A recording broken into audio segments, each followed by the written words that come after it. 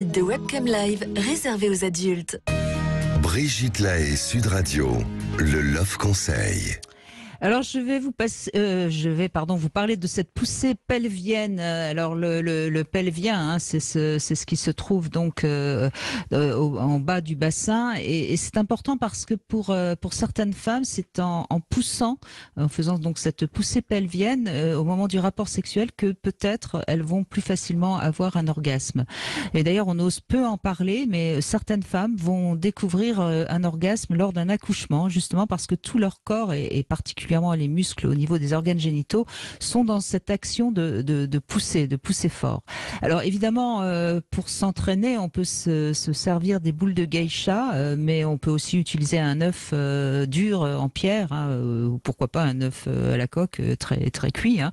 Mais je conseille plutôt d'y penser lorsque vous avez une relation sexuelle. Essayez de pousser comme si vous vouliez remonter votre pubis vers le pubis de votre partenaire.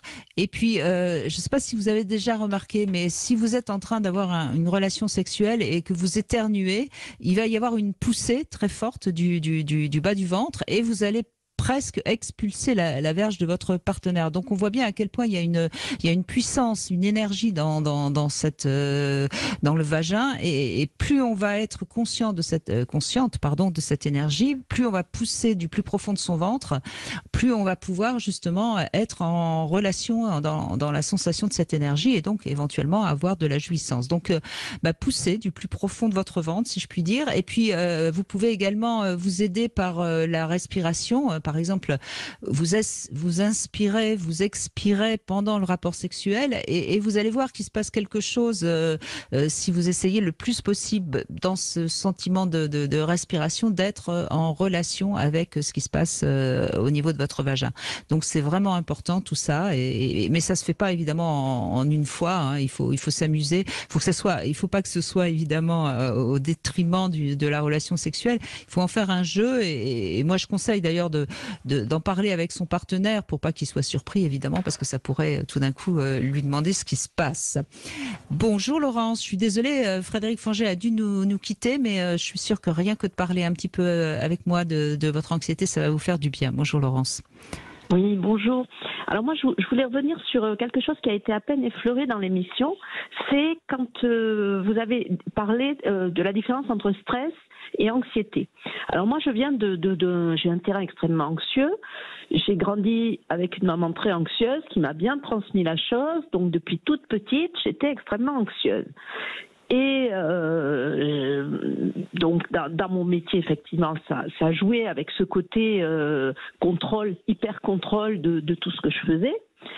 Et ça m'a amené à faire un burn-out parce que je savais que j'avais cette anxiété, j'avais mis en place des moyens pour la gérer, tout ce qu'on peut imaginer, la relaxation, le sport, le travail en psychothérapie.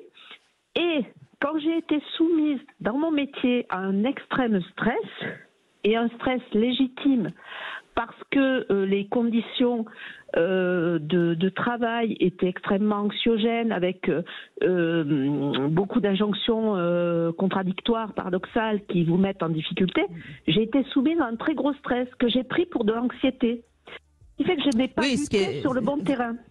Oui, vous avez raison, c'est pas la même chose. L'anxiété d'ailleurs provoque pas forcément du burn-out, parce que le burn-out, c'est justement on est stressé, mais on veut continuer comme un bon petit soldat, et c'est à un moment donné trop, et il y a une sorte d'explosion intérieure. Hein. Le burn-out, son nom, ça veut bien dire qu'à l'intérieur de soi, ça explose parce qu'on s'en demande trop, et on peut pas fournir. Alors je suis désolée Laurence, on est en fin d'émission. Il y a des jours comme ça où c'est pas. Si vous voulez réagir demain, de toute façon, avec Bruno Clavier, puisqu'on va évoquer l'inceste, mais ça n'a rien à voir évidemment avec votre témoignage, mais il sera tout à fait apte aussi à vous aider à comprendre tout ça. Mais merci de cette précision qui me semble tout à fait intéressante pour conclure cette émission sur l'anxiété. Merci à vous. Tout de suite, vous retrouvez C'est votre avenir. Je vous dis à demain. Sud Radio. Parlons vrai. Parlons vrai. Sud Radio. Parlons vrai. Sud Radio.